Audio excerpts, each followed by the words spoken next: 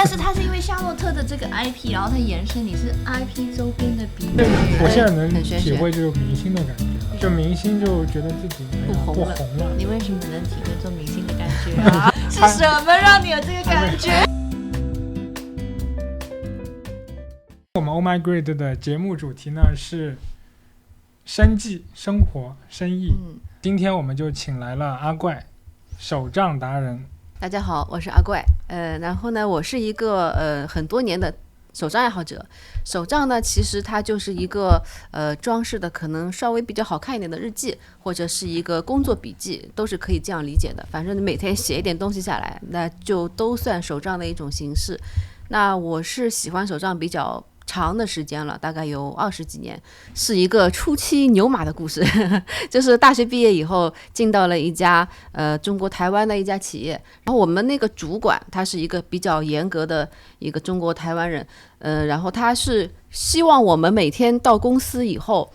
花10分钟时间把当天要做的一些事情不管大小全都列举一遍，然后每做掉一件事情以后呢就打个勾，做个记号，把它划掉，那么就算是你今天的一个工作完成了。然后这个习惯就一直延续到了现在。这其实一开始养成这个习惯的时候并不知道这个东西的形式叫手账，也就是比较随性的一个工作记录。然后后来到了2014-15年的时候，随着手账这个外来词从外面流入进来了，我们就开始系统的把它称之为手账，然后再加上各种装饰啊、贴纸啊、胶带啊，它才会被更加多的人来喜欢。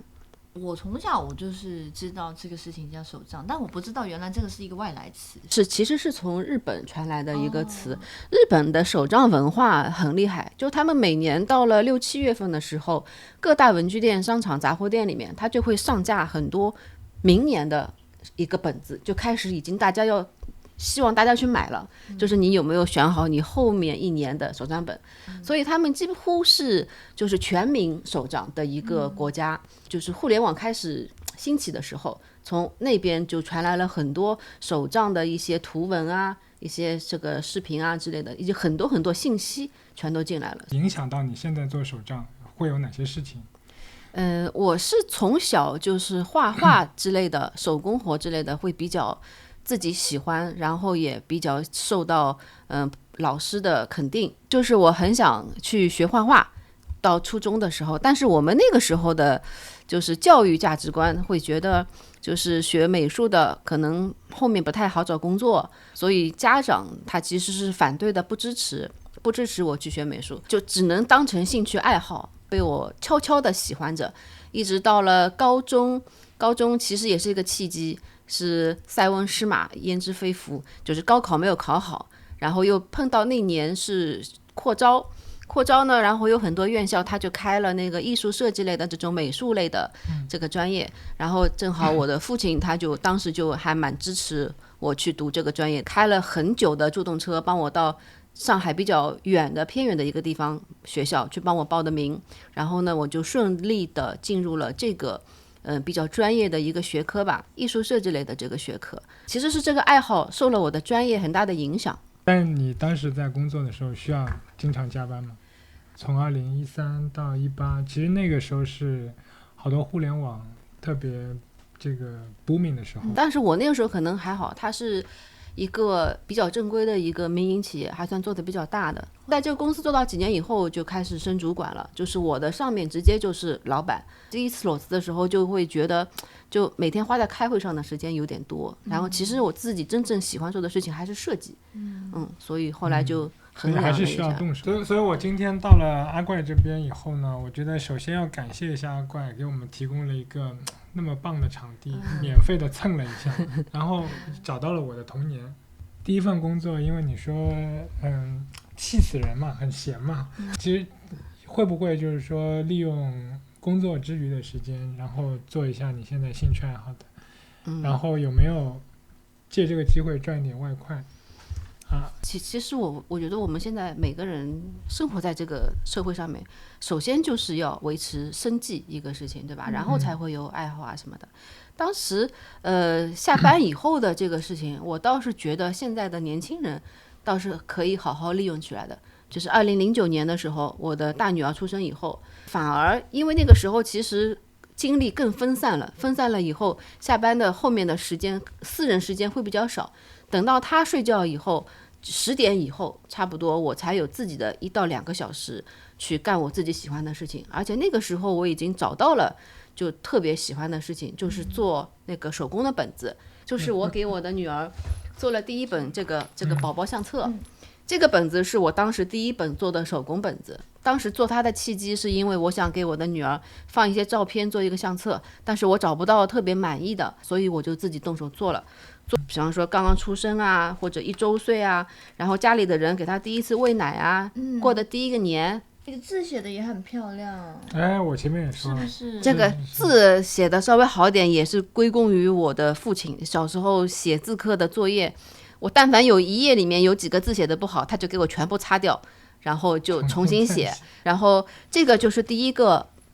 我的副业的开始，而且这个时候它还不是副业，没有算到什么什么生意啊这种太深层的东西里面去。我当时是做好这一本以后，我觉得这个本子还不错，又多做了几本送给朋友，他们生日啊或者怎么样，然后他们就以为这个是买的，然后就问我你这本子是哪里买的，他还想再买几本。我说啊，这个是我做的。然后他们说啊，你这个本子已经做的跟商品一样精美了，你不如你试着挂到网上去。那个时候淘宝刚刚兴起的时候，开始尝试在上面挂一些我自己手工的一些东西，包括自己拍的照做成的明信片也可能挂在上面，就是没想着它去赚钱。但是后来就是还有一个契机，就是当年有一个英剧叫《神探夏洛克》，我就为了这个剧做了几款主题的本子，然后挂到网上，贴吧里面有很多这个剧的爱好者，然后我尝试着晒一晒，然后就自然而然就会有订单来了。但是它是因为夏洛特的这个 IP， 然后它延伸，你是 IP 周边的鼻祖其中之一耶。那个时候版权意识也不是特别强烈，很容易犯错，而且包括那个时候开始做微博了嘛，发微博，当时也是发了很多这个关于这个剧的手账。就做的一个手账，我不光是做这个本子，还做这个追剧手账，有里面的一些剧照啊、人物介绍啊，我都给它打印出来，然后做了一个这样的册子。那个在网上也当时吸粉了不少。那个时候爆款最多的卖多少本？那个时候1周大概可以卖出这样的本子的话，可能是20本。你一本要多少时间？可能要20到30分钟。然后都是晚上的时间挤出来做的，而且当中那个时候有一个工序还是要用榔头敲的，我这个工序得把其他的事情全都做完以后，等到下班到家大概8点钟左右，趁在9点钟之前先把这道工序噔噔噔噔噔给敲完，要不然的话会扰邻嘛，太晚的话，就相当于一开始是个爱好，是生活里的一个爱好，然后慢慢的变成了一个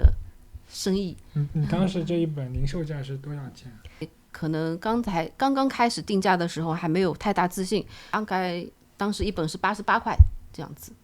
对，因为它是手工做的，对，这就是说手工这个东西认可的话是很认可它的价值的，但是如果你不认可它，在你的眼里可能它只是纸和布包出来的，你可能只看到物料成本，那么可能就不值。基本上面那个时候有一个国外的也有点半手账的，就是那个 Moleskine， 就特别火。对，其实它那个很贵。Moleskine 其实也是另外一种的手账的形式，它就是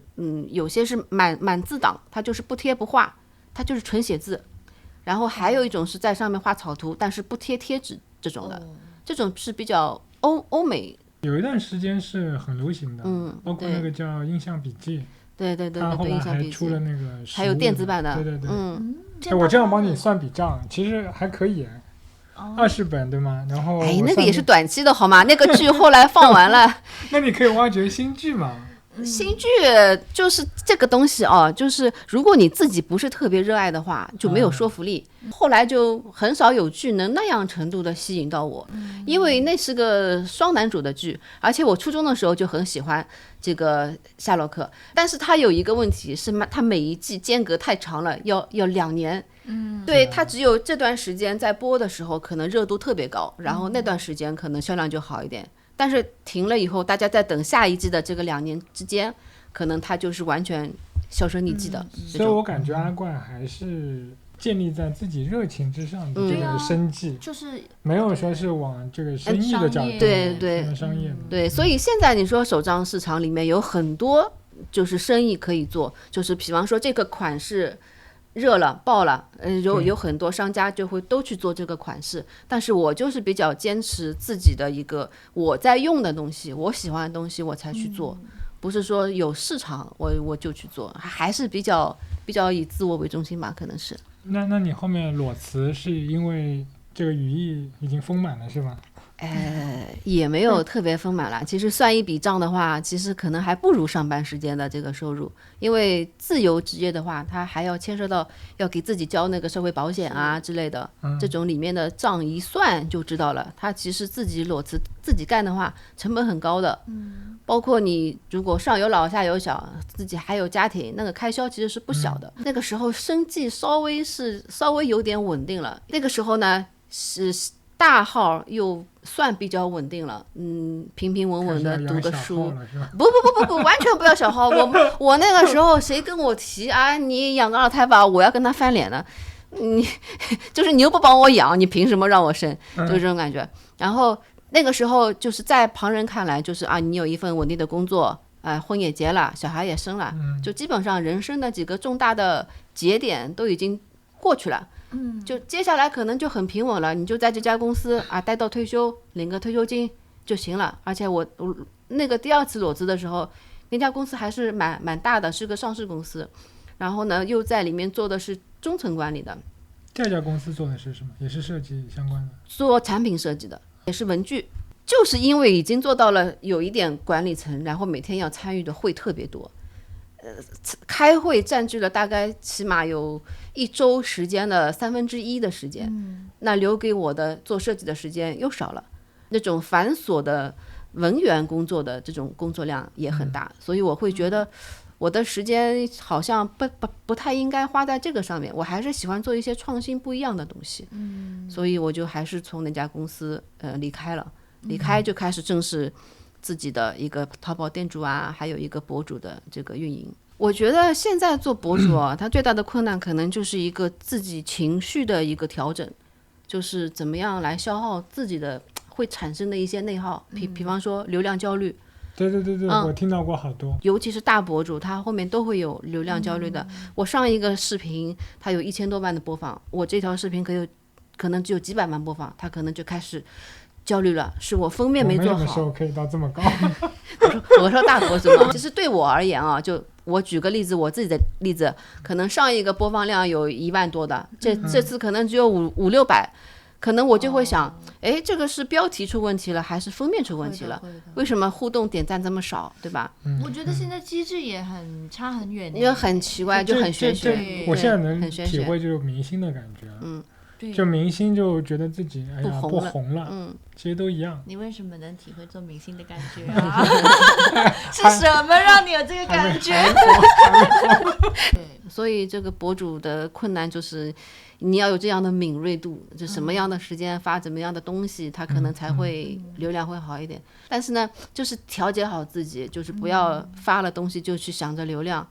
就你只要做你自己喜欢的东西，我是觉得也可能是这种阿 Q 精神吧。前一阵子就是我跟几位手账圈里的一个作者，我们联合出了就是相当于当时国内的第一本手账类的书。在这之前，我们如果要买一点就是手账，有，来给我们看一下。那就这本书，我们当时是好好看2016年的时候，2016年的时候年底的时候出的一本书。就是这本书，就是当时算是博主的一个高光时刻。作为博主啊，手账博主，我们当时是和这几位那个作者联合出了这本书，当时是第一本国内的。在这之前，我们要看手账类的书的话，都是要买这个中国香港、中国台湾的，或者是日本的，对，而且运过来还要很久。我下了订单以后，它可能要过1个月到2个月，我才能拿到书。而且书都是那个繁体字的，可能是那种竖着排版的，或者是日文原版的，而且还很贵。这个是其他作者，当时另外几个作者，然后这些是我当时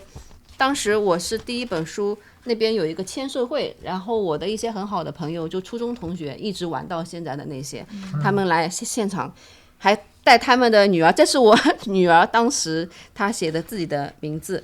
就是那些朋友亲友他们给我签的名，然后这个是当时的这个一些内容。当时这本书在就是发表的时候，还在圈子里面还算是影响蛮大的。那还有这本书也是挺偶然的一个契机，它是我刚入手账坑的时候有买过这个作者的书，就是这个奥野宣之，他是讲那种比较系统的手账系统的一个作者，就是那种手账的用法。然后当时是拜读了他的书，对我影响还蛮大的。过了几年呢，就是同一个出版社，他们引进了这个作者的另外一本最新的书，然后需要在国内找几个作者写序，然后就找到了我。哇，它是相当于一个我觉得是命运的轮回，就是我是从看他的书等于是入坑的，然后他出了书我还能给他写序，我觉得还蛮荣幸的。他本来不是生意，是从生活里面推出来的。本来呢，我是直播的时候啊，我给我的粉丝直播的时候会做一些手工改造，就是这是一个在直播间里面手工改造出来的，它不是最终的一个产品的形式，但是它这个方面，这个它其实已经很像了，对吧？就是这个直播改造出来以后，然后问的人很多，说你这个卖不卖？我想买这本本子。那我看我其实做的还是蛮粗糙的，而且里面有很多设计，它还是可以再精细化一点的。那我就跟我的那个皮具老师，我把这个本子给他看了，说能不能给我就是从皮具的一个角度来帮我就是再精进一下，然后就产生了这款本子。然后这个本子呢，当时的一个设计概念，它就是一个可以脱卸的一个笔叉，然后把这个主要的这个思路融入到了这个本子里面去。就是这个本子，它这个笔叉是可以取下来的。这个样子的哟，是不是很高级？而且你知道他们做了很多细节，它在每一个配件它都有那个小的印花在上面。对，这个是有一个机械的，就是跟这个、跟这款联名上面的机械图是一样的。然后这里有一个小口袋，还有一些储藏功能的，比方说这里可以再加一个本子。那就这个图是我自己原创的一个机械图。但是又跟我父亲的那种机械图是不一样的。这个本子呢，它可以作为一个盖章本，加在这个里面。这个上面整体感觉让我感觉有点像那种蒸汽朋克的感觉。哎，对，它就是有一点这感觉，这也是我很喜欢的一种设计风格。然后这个后面可以加一些纸品，最后这里还有一个大的口袋，这样子。拿这个东西去开会特别有架势。就做到那个极致。这样的话，做一个要多长时间？因为它是批量生产的，就是每一个步骤，就是比方说我做50本，我这个步骤一天做50遍，然后后面一个步骤一天做50遍，所以这个还是我的就是粉丝小伙伴们他们比较喜欢的，后来变成了生意。这个要卖多少钱呢？这个卖500多，因为它是真皮的，又是全手工的。但是像你们爱好者是不是？因为它里面是活页嘛，是不是？其实这个皮可以不断的换新的活页进去，有没有人是这样子的？对，你看我那边写满的就是一整墙的这个本子，像这种本子，它就是封面比较简单的，我把里面的内页写满了以后替换进去，然后我继续用这本就可以了。所以这一本可以用很久。像这本它新的时候。这种真皮的皮革、植鞣革，它新的时候其实颜色是很浅的，看到吗？哇，你帮它打蜡了，现在没有打蜡，就是用久了，它就会这样。所以原来的颜色是这个颜色的。对，这个是它一开始的颜色。所以不光是我们的手账内容是岁月的沉淀，那手账本它其实也能体现出岁月沉淀的这样子。所以我说它是用时间，就是它慢慢摩擦，然后把它打成这个样子。我感觉就好像那种文玩盘它，每天早上没洗脸，然后脸上蹭两下那种。概念是一样的。对，就像我们当时在选这个题目的时候，本来是生计、生意在生活，但阿怪的话呢，就是其实你是把生活放在了中间嘛。人首先得吃饱，得有地方住，得有地方睡，然后才会有爱好产生。聊到生活，就是因为那个阿怪有2个小孩嘛，大号小号，不管是生计也好，然后生意也好，刘老师应该是比较支持你的。从学生时代一直支持到现在吧。学生时代关键词，所以是大学同学。大学同学，我觉得就算换一个人，应该迟早也会走上这条路。但是如果就是说，换一个人，他如果不支持我这些爱好的，那他可能也跟我走不下去。那你做了这么多本手账，你觉得最打动你的，就是或者是你到现在印象最深刻的一本？这本是我跟我家里人出去旅行的，我们第一次到那个鼓浪屿去。这个其实我今天有在回想这个事情，就也蛮感慨的，就是从什么时候开始是我带着父母出去旅行。2012年的时候，我女儿是3岁，这个时候我可以开始带着她出去旅行了。这个好像是我第一次带着父母一起出去旅行，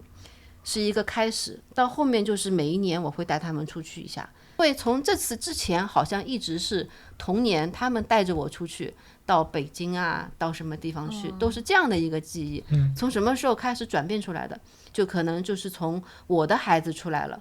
我要带我的孩子出去，同时我又想带着我的父母出去，这样的一个契机。所以这本手账对我来说是比较，也算是一个手账里的一个里程碑。当时做旅行手账还是没有什么章法的，就是收集了当地的一些名片啊，这个是一个大排档的名片，然后呢，这个是那个收银条。这里呢是我怕我女儿在飞机上面吵，然后带了一套笔，就纸张，让她自己瞎画一点东西。然后这个是当时的登机牌，好像是，就里面的回忆到现在看起来还是蛮具象的。对，我刚想说，他就是把一个回忆啊，具象化了，具象化出来，然后随时随地可以触摸到。然后这个票就当时那个摆渡票，就是从他们市里到鼓浪屿岛上坐摆渡的那个船票，这张票还是我女儿贴的，所以贴的歪七歪八的。然后这个字是刘先生写的，里面有好多个错别字。那学渣本渣的特质就出来了，你知道吗？就你看鼓浪屿吃冰淇淋这几个字里面就有好几个错别字，所以就经常有人会跟我说啊，我的字写的不好看，我又不会像你一样手这么巧拼贴啊什么样的，那我还能写手账吗？我就会把这一页拿出来给他们看，这个就是一个典型的反面教材，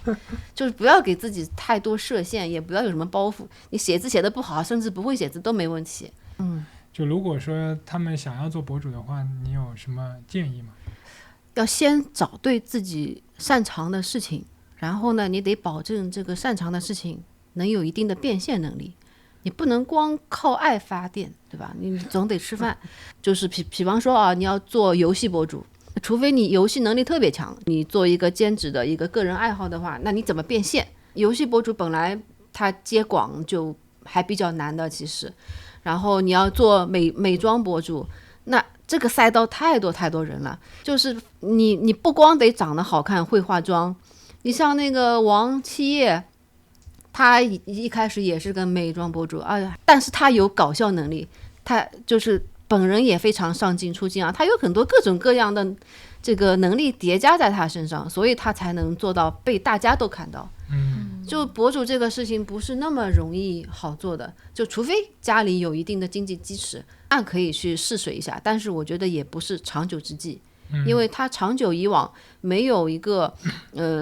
就像你说的正向反馈的话，他这个事情很难有动力持续下去，让他继续做这个事情。可能培养一个兴趣爱好，或者是副业。现在的这个副业说的太多了。最好用的一个就是辨别方式，就是说你适不适合辞职去干你的副业。首先你得有副业，这个副业能不能给你带来收入，至少它的收入要和你的工作的这个收入要